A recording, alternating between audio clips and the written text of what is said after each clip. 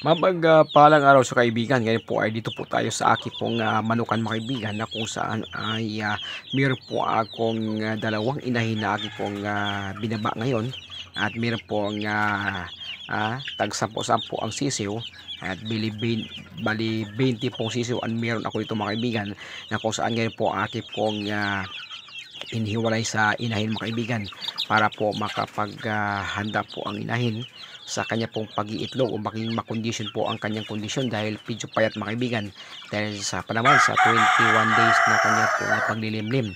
Kaya yun, para madaling makarecover at madaling makapagparami ng manok mga kaibigan, ayan po, iniwalay ko na po itong mga sisiw na ito na pinaghalo ko na po dito sa isang kulungan mga kaibigan para po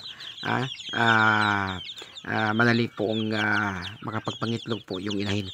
Ngayon po, isa sa mga ginagawa ko mga kaibigan dito sa aking pong kulungan para hindi po mainitan, hindi po malamigan pala yung ating mga sisiw. Ako po ay naglagay po ng sako sa may ilalim, kinocoveran ko po ito mga kaibigan at nilagyan ko po ng kusot. Ayan, kusot po ng kahoy mga kaibigan yung pinaglagarian at nilagay ko po dito sa ilalim po ng kanila pong yung screen kanila pong inaapakan at hindi po hindi po makahig po nila dahil may screen. At para din po, ang purpose mo kaibigan dyan ay para po hindi mag-amoy po yung ipot ng manok at para madaling matuyo. At isa sa mga purpose mo kaibigan dyan, yung kusot po ng kahoy at aki pong ginamit dyan dahil every 3 days ay kinukuha ko po yan at nilagay ko po sa aking garden na meron po tayong mga gulayan doon sa may gilid na kung saan yun ang ating ginagamit bilang pataba po ng ating pong mga halaman tulad ng gulay, okra, sitaw, anumang mga gulay meron mga kaibigan. At yun po ay napakaganda po ito dahil po ay hindi po malulusutan po ng hangin at mainit po yung itong klase mga kaibigan dahil naglagay po tayo ng ilaw ng mababa lang po ang watts. Ang iba kasi nasa 50, 40, 80. Kaya sa atin napakababa lang mga kaibigan, nasa 20 watts lang para po tipid din po sa kuryente. Kaya talaga yung ating ginagawa mga kaibigan, bali dalawang kulungan po ito na aking pong binutasan po sa may gitna para makapasok po yung ibang mga sisiw. Pag nainitan po sila ay sa kabilang side na mo sila pupunta, kabilang kulungan dahil wala po yung ilaw dyan.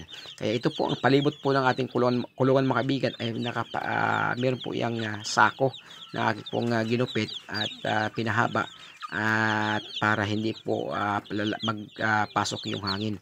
At safety po yan sa mga predator dahil meron po yung screen mga kaibigan nilagay po natin.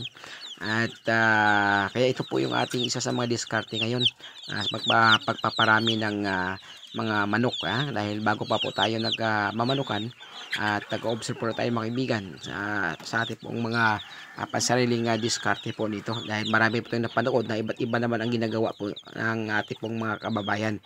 Pero kaya po kanya-kanya o kanya-kanyang diskarte kung ano po ang pwedeng magamit. Kaya ito mga kaibigan, in-share ko po sa inyo yung ating pong ginagawa dito.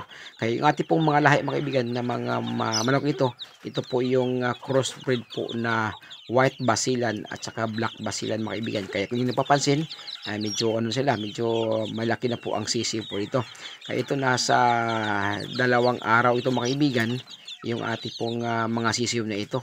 Kung nyo papansin ay medyo maliksi na po sila dahil sa taas pa lang doon sa may pugad ay 3 araw po natin bago binaba yung mga sisiw. Kaya ito medyo medyo maliliksi na po sila.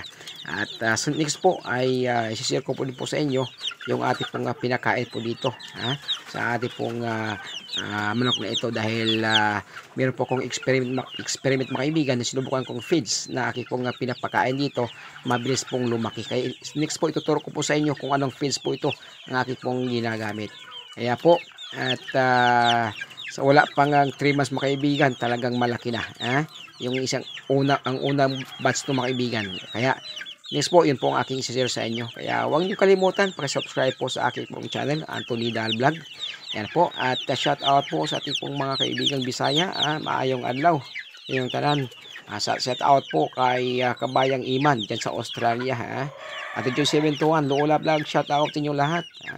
Sa mga nagmamanukan dyan, mahig magmanukan, shout out. Thank you for watching. God bless us all, and to God be the glory.